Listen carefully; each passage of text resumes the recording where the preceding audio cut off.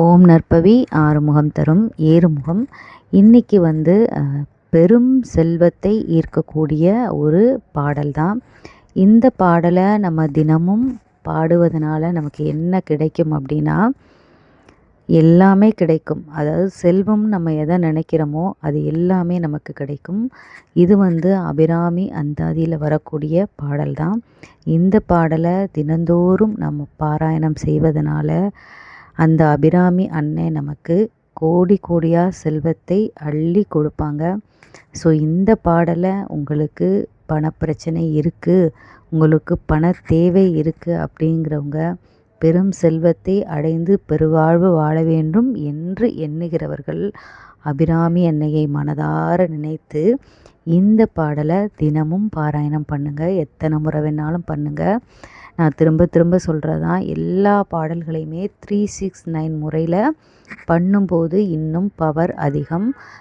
முடிஞ்சால் நீங்கள் 3 டைமும் சேன் பண்ணுங்கள். அதாவது காலையில் 3 டைம், மத்தியானம் 6 டைம், இரவு 9 டைம். அப்படி இல்லை அப்படின்னா நீங்கள் ஏதாவது ஒரு டைமில் உங்களால் எத்தனை டைம் முடியுமோ நீங்கள் சேன் பண்ணலாம். அதுவும் முடியலை அப்படின்னா நீங்கள் ஒரு டைம் கூட பண்ணிக்கலாம்.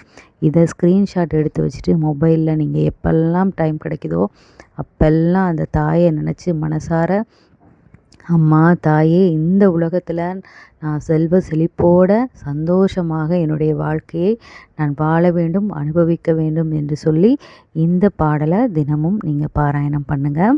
இந்த பாடல் என்ன அப்படின்னா, வையம் துரகம் மதகரி மாமகுடம் சிவிகை பெய்யும் கனகம் பெருவிலை ஆரம் பிறைமுடித்த ஐயன் திருமண யான் அடித்தாமரைக்கு அன்பு முன்பு செய்யும் தவமுடையவார்க்கு உளவாகிய சின்னங்களே.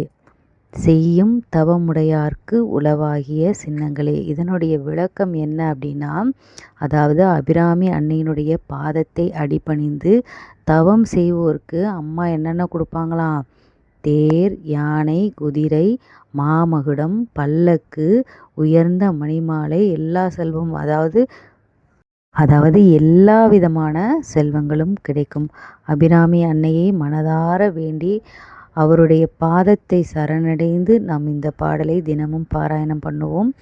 பண்ண பண்ண பண்ண பெரும் செல்வம் நம்மை சேரும் என்று நம்புவோம். அபிராமி அன்னையை போற்றி போற்றி. ஸோ கண்டிப்பாக இந்த வீடியோவை லைக் பண்ணுங்கள், ஷேர் பண்ணுங்கள், மறக்காமல் கமெண்ட் பண்ணுங்கள். கமெண்ட்டில் ஓம் அபிராமி அன்னையை போற்றி போற்றி அப்படின்னு டைப் பண்ணுங்கள். ஓம் நற்பவி அபிராமி அன்னையை போற்றி போற்றி.